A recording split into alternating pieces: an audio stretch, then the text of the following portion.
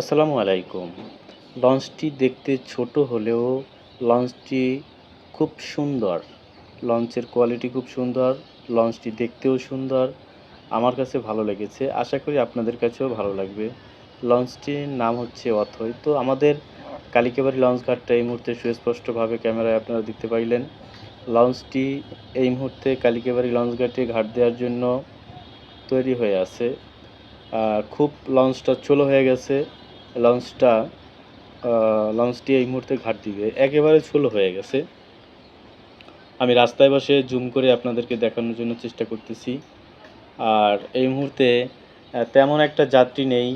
ঈদ বেশ কয়েকদিন হয়ে গেছে, প্রায় ঈদের প্রায় 15 দিনের পরের ব্যাপার। এখানে তেমন কোনো যাত্রী এই মুহূর্তে নেই, যাত্রীর চাপ খুব কম রয়েছে। তো লঞ্চটি অলরেডি ঘাট দিয়ে দিল। দেখতেছেন যে অলরেডি ঘাট দেওয়া হয়ে গেছে।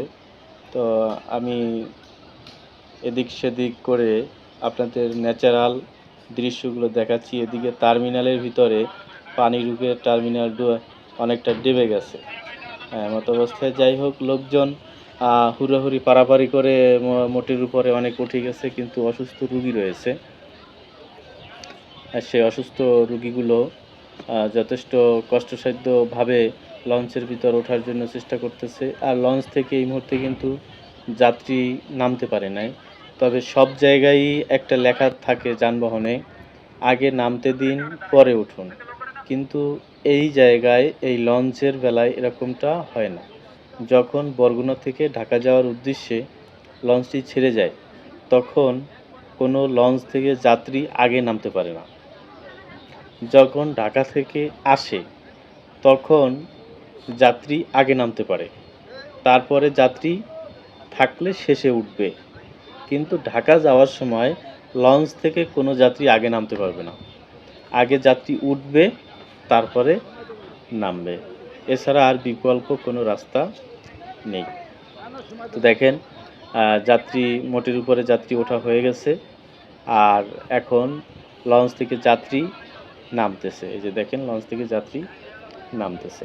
তো এখন বিষয়টা হচ্ছে যে এই লঞ্চটি বরগুনা থেকে ঢাকা যাবে। লঞ্চের গায়ে ভিন্ন ধরনের লেখা যদিও থেকে থাকে, সেটা ধরতি না, কারণ লঞ্চের লাইন ওদল বদল করে তারপরে লঞ্চ চলতে থাকে।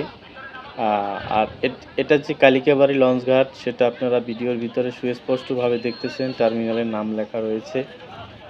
লঞ্চে এই মুহূর্তে যাত্রী সংখ্যা অনেকটা কম রয়েছে। এই মুরব্বি চাচা ইনি নামার জন্য চেষ্টা করতেছে, লাফ দিয়ে নেমে গেল। লঞ্চটি এই মুহূর্তে ছাড়বে বা ছেড়ে দিবে এমন অবস্থানে চলে এসেছে। সিয়ারিটা উঠানোর জন্য চেষ্টা করতেছে, একা একা সিয়ারিটা উঠাইতে পারে না। পরিশেষে লঞ্চ থেকে লোক নেমে এসে তারপরে সিয়ারিটা উঠাতে বাধ্য হয়েছে। তারপরে রশিটা ছেড়ে দিয়ে লঞ্চটা ছেড়ে যাবে। এখন হচ্ছে সেই শেষ মুহূর্ত। তবে এই শেষ মুহূর্তের দৃশ্যটা আপনারা একটু দেখেন।